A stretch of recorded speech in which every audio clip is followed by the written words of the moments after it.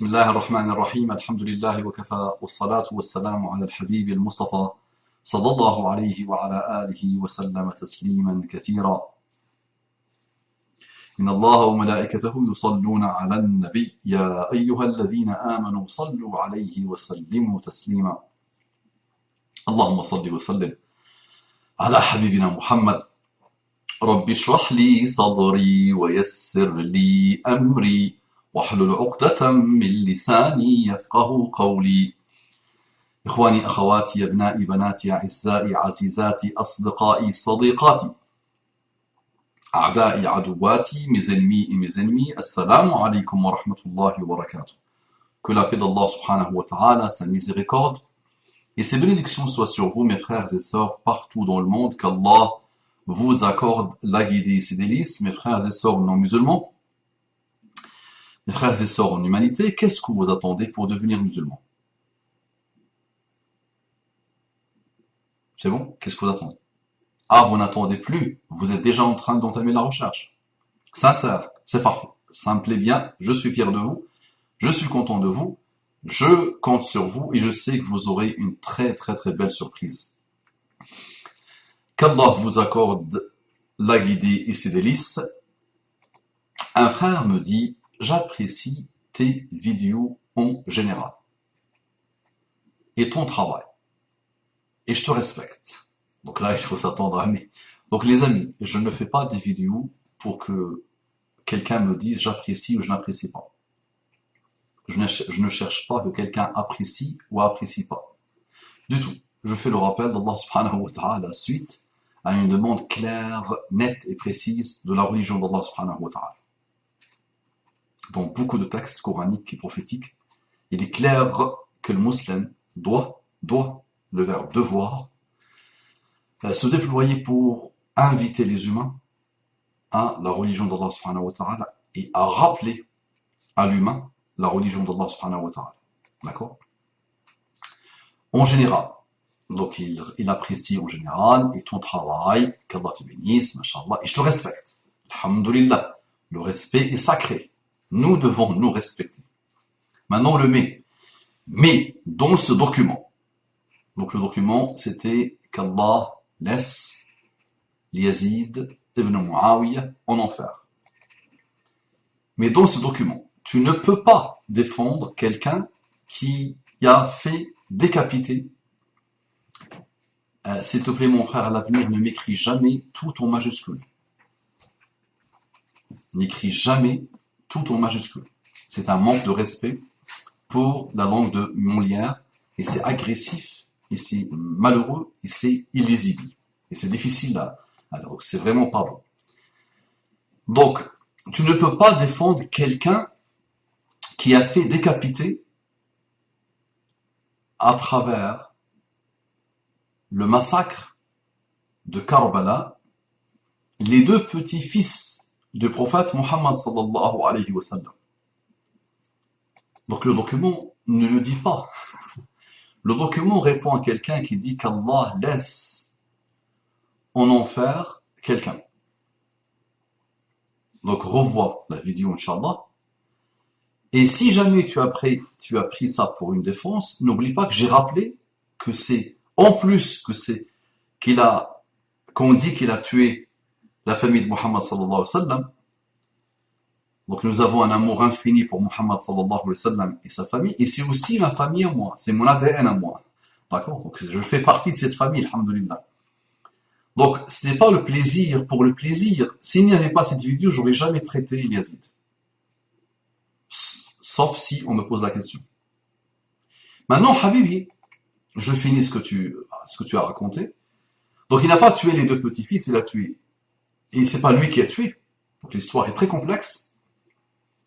Lui était à Sham. Il y a un qui s'est lancé avec une sorte d'armée pour le combattre. Donc il a envoyé un autre pour contrer cette armée. Il a été injuste, naam, de faire ça. Et il y a eu beaucoup d'injustice, naam. Maintenant l'histoire il est à étudier en profondeur pour que tu puisses comprendre. Et rien, et vraiment rien, n'autorise quelqu'un, on ne légitime l'assassinat ou le combat du petit-fils de Muhammad sallallahu alayhi wa sallam. Donc, mais il n'a pas tué les deux. L'un des deux est mort une mort normale. Même si les chiites disent qu'il a été empoisonné par Muawiyah. L'un des deux, il était mort. Le Hassan, il n'est pas mort à Karbala. Le Hussein est mort à Karbala. Avec plus ou moins 70 personnes de la famille de Muhammad sallallahu alayhi wa sallam. Donc ce n'est pas que deux. C'est le Hussein et plus ou moins 70 membres de la famille de Muhammad sallallahu alayhi wa sallam. Et la seule descendance de Hussein qui existe aujourd'hui sur terre, elle vient de son unique fils, homme, qui n'est pas mort à ce moment-là. Il était malade dans les tentes avec les femmes. Et il a été épargné parce qu'il était malade. Il s'appelle Zayn al-Abidin Ali ibn al-Hussein. Ibn Ali ibn Abi Talib. Donc la seule descendance qui existe aujourd'hui sur terre, elle vient de celui-là qui n'a pas été tué parce qu'il était malade. Mais plus ou moins 70 personnes avec le Hussein, même des enfants en bas âge, même un bébé, le fils de Hussein, ils lui ont tiré une flèche dans sa main. D'accord, donc tout ça, on le connaît, alhamdoulilah. Mais revois la vidéo, s'il te plaît, et essaie de comprendre que la vidéo n'a pas été faite pour dire Yazid est gentil, Yazid est joli.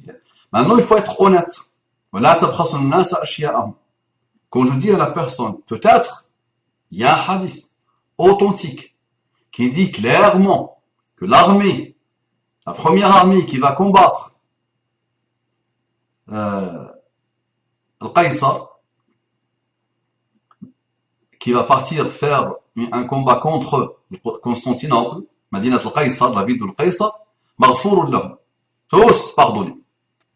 Tous. Et quand tu sais que les membres de la famille de Ali ibn Abi Talib avaient d'excellents rapports avec les Yazid et n'ont pas accepté qu'on trahisse le pacte d'allégeance, là tu dois te poser des questions.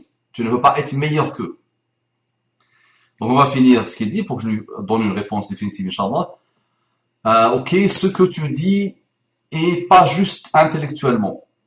Ah bon? Argumente maintenant. C'est toujours beau d'écrire des gros mots, pas les autres, des gros mots intellectuellement, sans comprendre ce que vous racontez. Argumente. Donne-moi ton numéro de téléphone, j'aimerais bien t'entendre argumenter. Tu essaies de faire taire la vérité. Ah bon? Oui. Tu essaies de faire taire la vérité. Masha'Allah. Ah bon, comment? Comment? Qu'est-ce que j'ai fait pour faire taire la vérité? En disant à quelqu'un, comment tu sais que les Yazidis en enfer? Comment tu sais que les Yazidis en enfer? Comment tu peux dire qu'il reste en enfer? Comment tu peux faire dua contre quelqu'un? Ça, c'est pas la Ummah de Muhammad sallallahu alayhi wa sallam. Donc en disant ça, je ne fais pas taire la vérité. Tu essaies de faire taire la vérité, de cacher cette histoire terrible. Ah bon, l'histoire est connue. Et on ne peut plus rien cacher. Dans les temps modernes, il n'y a rien qui peut être caché. Et l'histoire est connue. Elle n'a jamais été cachée. Avant même l'avènement d'Internet, les musulmans savaient ça. Mais il fallait faire un effort d'étudier. On vous dit, on vous a caché. Mais les gens sont des imbéciles. Ils n'étudient pas, ils ne lisent pas. Et parce qu'ils ne connaissent pas une information, ils entendent les gourous qui leur disent « On vous a caché l'histoire ». Mais le monsieur, mais c'est lui qui vit caché de tout ce qui est ilm, de tout ce qui est science. Il ne veut pas entendre parler de la science. Et quelques années après, les gens profitent de son ignorance finie et infinie et lui disent « On vous a caché l'histoire ». Masha'Allah. Et en plus, on ne peut rien cacher, Habibi. Rien. N'importe quelle chose aujourd'hui. Les travaux des pires orientalistes d'il y a 1000 ans, ou d'il y a 500 ans, les travaux des pires malheureux, les travaux des pires combattants de l'islam, ressortent tous les jours. Ils ressortent avec plusieurs versions. Donc il n'y a rien à cacher, Habibi. Et si tu écoutais mes vidéos, et si tu les visionnais, pas pour les apprécier, mais pour essayer de te faire à toi-même le rappel, tu aurais vu que ce n'est pas ma manière de faire, alhamdoulilah. Je n'ai pas de tabou, mon ami. Aucun. Va voir les sujets que je traite, alhamdoulilah. Ce que tu dis n'est pas juste, ok, tu essaies de faire taire la vérité, de cacher cette histoire terrible. Attention, et si tu es dans la dictature de la pensée, ah bon, c'est ça que j'appelle les gros mots là. La dictature de la pensée. Qu'Allah te bénisse. Masha'Allah. Mais comment alors? Qu'est-ce que j'ai fait? J'ai pris la défense d'un musulman qui est mort. Et maintenant, je vais t'apprendre quelque chose. Si tu t'intéresses à la pensée, va voir ce que dit la pensée musulmane globale et globalisante, majoritaire, sur Yazid ibn Muawiyah. Donc va étudier. C'est toi qui vis peut-être dans une dictature de l'ignorance, dans une dictature du refus d'apprendre, d'avoir la curiosité d'apprendre, de s'intéresser aux choses en profondeur. Va voir la vie de la Ummah sur Yazid ibn Muawiyah. Et dis-moi, est-ce que tu trouves dans l'avis majoritaire de la Ummah des gens qui font l'âme Yazid, qui maudissent Yazid, qui disent qu'il est en enfer? Le musulman doit être juste. Il doit être juste et honnête. Justice totale et honnêteté totale. Dans l'ère Yazid, il y a eu des fitans, sans limite. Mais avec ton raisonnement, on pourra peut-être même insulter Sahaba, parce qu'il y a eu des guerres de Sahaba qui ont coûté la vie de Zubair ibn al-Awwam, de Talha ibn Ubaydillah, de Ammar ibn Yasser, et beaucoup d'autres. Qu'est-ce qu'on dit alors? On insulte Sahaba, on insulte ceux qui ont fait la guerre, on insulte ceux qui n'ont pas su gérer la guerre. D'accord? Zubair ibn al-Awwam, tu le compares à Al-Hussein. Talha ibn Ubaydillah, tu le compares à Al-Hussein. Al-Hussein est à un niveau très élevé. Mais ce sont des Sahaba d'un niveau encore plus élevé, en science et en piété, en connaissance, et. Al-Hussein, quand Muhammad sallallahu alayhi wa sallam est mort, il était encore enfant. Cela, Muhammad sallallahu alayhi wa sallam est mort, il était fier et satisfait d'eux à l'infini. Il leur a annoncé le paradis. Et ils sont morts dans des guerres aux Sahaba, entre eux. Donc tu pourras un jour parler de Muawiyah, non? Tu parles peut-être déjà de Muawiyah. Hein? Ou tu écoutes déjà ceux qui te parlent de Muawiyah. Sinon, on va écouter aussi ceux qui te disent que c'est Omar qui a tué Fatima. Va écouter ceux qui te disent que c'est Abu Bakr, Siddiq et Omar qui ont tué Fatima.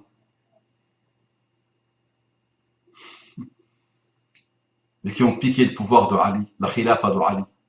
Tu peux écouter ça alors. Donc méfiez-vous les amis. Méfiez-vous.